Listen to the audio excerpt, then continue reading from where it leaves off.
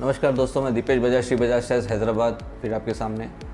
दोस्तों पहले तो आपसे खुशखबरी शेयर करूंगा कि 2022 में जो 38 लाख कार बिके हैं उसकी रिक्वायरमेंट 6 लाख टायर हर महीने आने वाली है। ये एक बहुत बड़ी खुशखबरी है। इस चीज़ के लिए हम सब तैयार रहना चाहिए। और कुछ दोस्तों कुछ टायर डीलर भाइयों से बात होती है तो जैसा बिज़नेस के बारे में बात होती है वो बताते हैं कि दीपेश भाई उतना अभी भी बिज़नेस उठा नहीं है। उठा क्यों नहीं, जब year an year her company 10 से 15% ग्रोथ दे रही है और इतनी पुराने फर्म होने के बावजूद भी ग्रोथ नहीं बता रहे ये रिटेलर्स।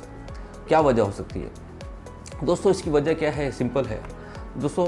एग्जांपल के तौर पे बात करते हैं, जैसा तेलंगाना का 1,10,000 टायर का महीने का रिक्वायरमेंट आता है कार टायर का, और उसमें ऑथराइज एंड अनऑथराइज डीलर होते हैं 1000, तो अप्रॉक्सीमेटली एक डीलर का हो गया 100 टायर। 100 टायर का रिक्वायरमेंट हर दुकानदार फुलफिल करता है। आपको लगता है 100 टायर में कोई दुकान चल सकती है? पॉसिबल है?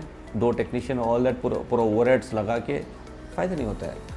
फिर भी एक चलो चालू किया है कि ये सोच के कि शायद 100 की जगह मैं 200 कर लूँगा, मैं 400 कर लूँगा, पर वो सिनेरियो तो इतना ही है 1,10,000।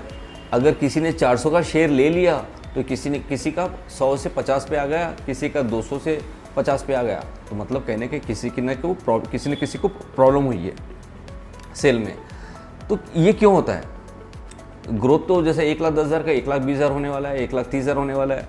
इसमें क्या होता है दोस्तों, जब हम कोई भी दुकान डालते हैं तब हम कोई ना कोई कंपनी से अप्रोच करते हैं कोई कंपनी का डीलरशिप लेने के लिए, और जैसे डीलरशिप लेते हैं हम उनसे डिस्कस करते हैं तो कंपनी बताती है कि आपको ईयर ऑन ईयर 10% ग्रोथ देना पड़ेगा, वरना आपको फ्यूचर में ये सीएन नहीं मिलेगा। तो आप जल्दबाजी में इस साल का तो प्लानिंग कर लेते हैं कि डीलरशिप ले लिया, जब ईयर ख़त्म होता है तो फिर 10% का ग्रोथ आता है। पर इस दौरान इस साल आप एक चीज़ गौर नहीं करते कि कंपनी ने सिर्फ आपको डीलरशिप नहीं दी है, कंपनी ने आपके हैदराबाद शहर में और 5 लोगों को दिए, और 6 ये आपकी जो कंपनी है वो 5 को दी है, दूसरी कोई कंपनी है वो 3 को दी है, किसी और कंपनी ने 2 को दी है। मतलब कहने का शेयर डिवाइड हो चुका है। आप यही सोच रहे कि मेरा बिजनेस बढ़ेगा, आपने हर चीज़ अपने ओवरहेड्स बढ़ा लिए, आपका ग्रोथ नहीं होगा। तो यही होता है, ये प्लानिंग होती है कि ये मिस्टेक है। जब आप डीलरशिप लेते हो तो कंपनी से पूछिए कि आप मेरे शहर में कितने और डीलरशिप इस साल खोलने वाले हो, तब मैं भी ग्रोथ दूंगा। अगर आप मेरे भरोसे बैठे तो मैं आपके भरोसे बैठा हूँ, तो आप जो है उनसे पूछिए कि आप इस साल कितने डीलरशिप देने वाले हैं, तो आपका सेल इंटैक्ट रहेगा। जो मार्केट ग्रो हो रहा है, जो इंडिया ग्रो हो रहा है, उसमें आपको भी फ़ायदा होगा। नेक्स्ट टाइम मेरा एक पॉइंट ध्यान रखना कि आप कोई भी डीलरशिप ले रहे हो तो कंपनी से ये पूछना कि आप कितने दुकान और खोलने वाले हो, आपके ब्रांच शॉप और आपके सिटी में खोलने वाले हो। तभी आपको भी कॉन्फिडेंस रहेगा, कंपनी को भी भरोसा रहेगा कि आप ग्रो करोगे और कंपनी भी ग्रो करेगी।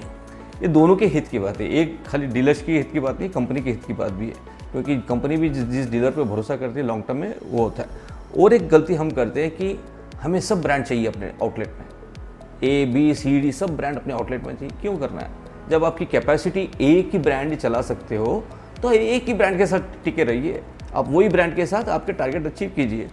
मार्केट में हर शहर में इतने बड़े बड़े ट्रेडर्स हैं, जो इकोसिस्टम बना है। वो ट्रेडर जो है आपके लिए बैकअप प्लान रखते हैं, आपके लिए इन्वेंट्री रखते हैं, उस ट्रेडर को सपोर्ट कीजिए।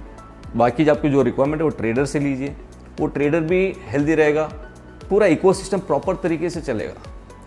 तो हर कोई ये मार्केट में, वरना आने वाले टाइम में पूरा बिजनेस ऑनलाइन ही लेके जाएगा। हमको वो सब चीज़ रोकने के लिए ये इकोसिस्टम चेंज करना पड़ेगा अपने हिसाब से।